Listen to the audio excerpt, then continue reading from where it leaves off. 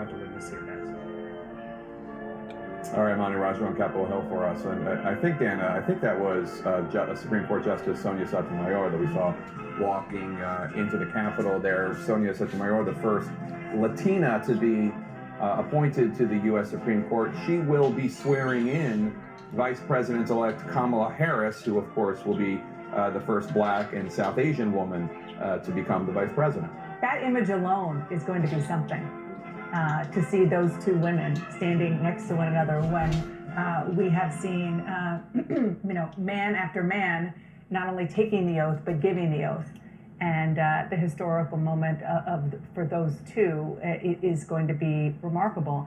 And, look, those images that we're looking at, was not an easy decision for some of those involved in planning to make. There was some pressure for Joe Biden, never mind the security risks that went along with the attack on the Capitol 2 weeks ago. But just because of the pandemic, there was concern about doing this. But the soon-to-be President Biden and people around him said it was essential to show the country, show the world the normalcy that this will mean and the normalcy that they hope Biden and his presidency will bring and return to America. And we're seeing more people get out of the car. Another VIP pulling up to the Capitol. It is Michelle Obama, the former First Lady of the United States. Michelle Obama wearing a mask.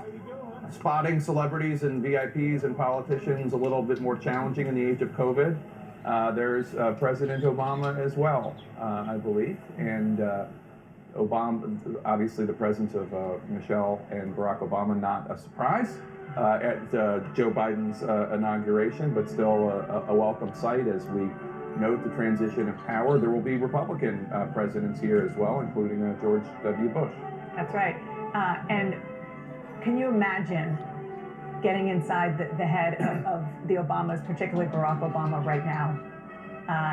He worked really hard to make this moment happen. He defied the norms of former presidents because he felt that he had to, because Donald Trump did way too much of that in campaigning very aggressively for his vice president to be able to be here today to take the oath as the 46th president of the United States. And, he worked really hard 4 years ago, didn't have the same result, but this is different, and it is very, very personal. And Michelle Obama, too. Yeah. She has had quite the year of coming out with her criticism of the current administration, but I just think back to 4 years ago when the two of them were in the same place and witnessing the inauguration of Donald Trump. This has got Hillary Clinton, the circle moment. Hillary Clinton, former presidential candidate, Secretary. Talk about a different vibe from 4 years ago. A full circle moment for all of them, including for Hillary Clinton. I assume Bill Clinton will be coming out the other side. We don't have as good a view of that, but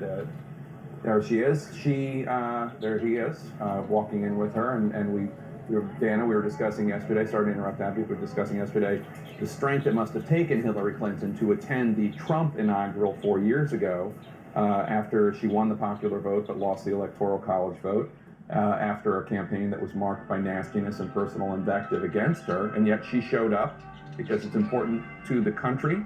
She had the strength of character to do that, strength of character that the outgoing president sadly lacks. I cannot emphasize enough how all of those people, the Clintons, the Obamas, we will see the Bushes soon, they have all reflected on how surreal 4 years ago felt to them watching Donald Trump being elected, and even as surreal as today's events are going to be, the social distancing on the Capitol steps, the lack of a crowd. There is something about today's event that will be very normal in a very different way. You have Joe Biden, someone who is so familiar to Washington, taking the oath of office. And we should also point out the way in which Joe Biden has bookended two profound moments of history for this country as the vice president to the first Black president of the United States, and now choosing for his vice president the first Black woman and South Asian woman vice president of the United States. It is a remarkable moment, but I can guarantee you the Clintons, the Obamas will have a much easier time of this inauguration than they did 4 years ago. I was looking to see if Hillary Clinton was going to skip up the steps with excitement. Can you imagine how vindicated she feels? You know, again, Jake, like you were saying, 4 years ago, she did her duty. She showed up. She showed up for democracy, and she put her own feelings aside. And this is one, obviously, she is very, very happy to show up for as the former First Lady, and never mind the person who was defeated by Donald Trump. One protocol, one tradition that President Trump did engage in, we are told, by the White House outgoing Deputy Press Secretary Judd Deere, is that he did leave a letter for Joe Biden, a tradition that's been going on now for decades. Pamela Brown joins us now to tell us more about what we know about that letter. Pamela, what can you tell us? Well, Jake, the president had a long list of to-do items while he was working in the Oval Office last night, and one of them was to write Joe Biden a letter. As you know, President Obama left him a letter when he took office. It's something he talked about with his aides repeatedly, bragged about, and he decided to write one, which was surprising to aides because of the way the president has broken tradition so far, not attending the inauguration today. As you heard, he didn't mention Joe Biden's name during his farewell address, but in this letter that was described to me as a personal note, the president basically carried on with the theme that he said today, praying for the success of the country and the new administration to care for the country. So this is a personal note that the president felt was important to leave for Joe Biden.